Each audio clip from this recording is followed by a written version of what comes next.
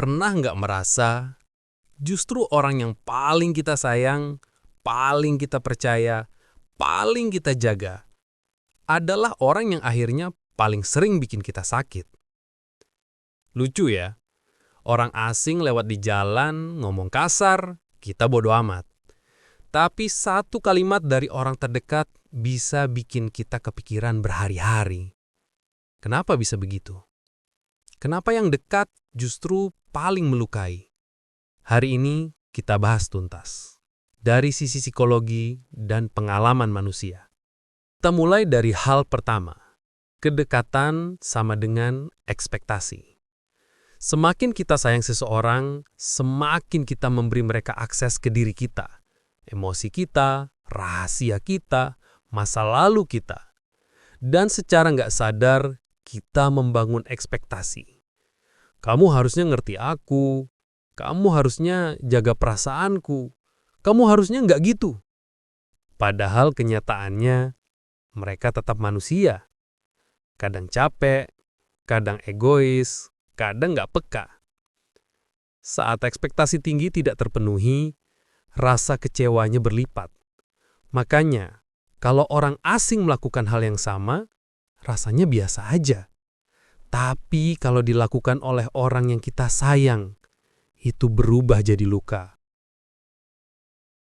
Dalam psikologi ada konsep vulnerability window, jendela kerentanan.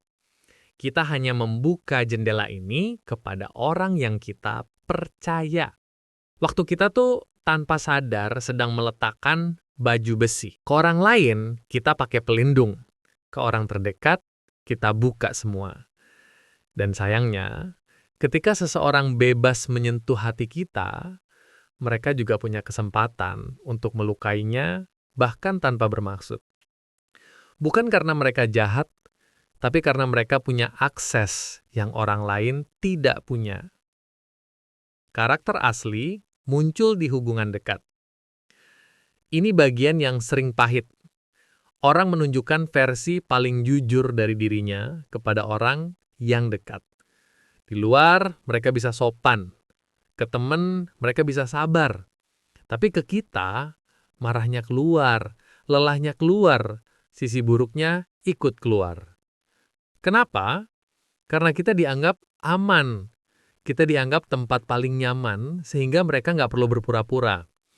Ironisnya, ketika seseorang menunjukkan versi paling jujurnya, kita yang kena imbasnya. Pola masa lalu. Dalam hubungan dekat, trauma masa lalu sering ikut terbawa. Contoh, orang yang dulu sering diabaikan sangat sensitif ketika pasangan tidak memberi perhatian. Orang yang dulu sering dimarahi, mudah takut ketika nada bicara orang terdekat naik. Orang yang sering kehilangan, mudah cemburu, mudah terancam. Kadang, bukan orang yang kita sayang yang sebenarnya melukai, tapi luka lama kita yang terpukul kembali oleh situasi hari ini. Hubungan dekat memicu memori terdalam, makanya rasanya jauh lebih sakit. Karena kita mencintai dengan harapan. Kita sayang seseorang itu bukan cuma soal orangnya, tapi soal harapan.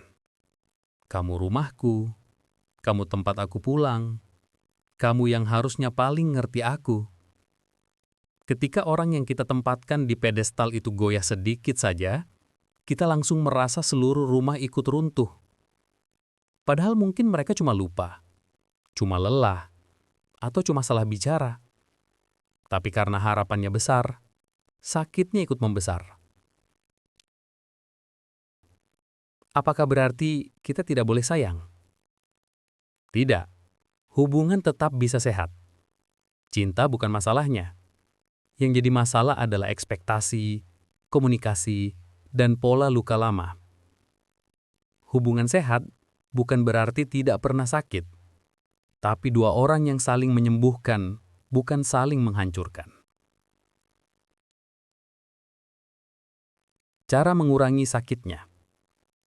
Berikut beberapa hal yang bisa membantu. 1. Komunikasikan batasan. Katakan apa yang membuatmu terluka. Dengan jelas, tapi tanpa menyerang. 2.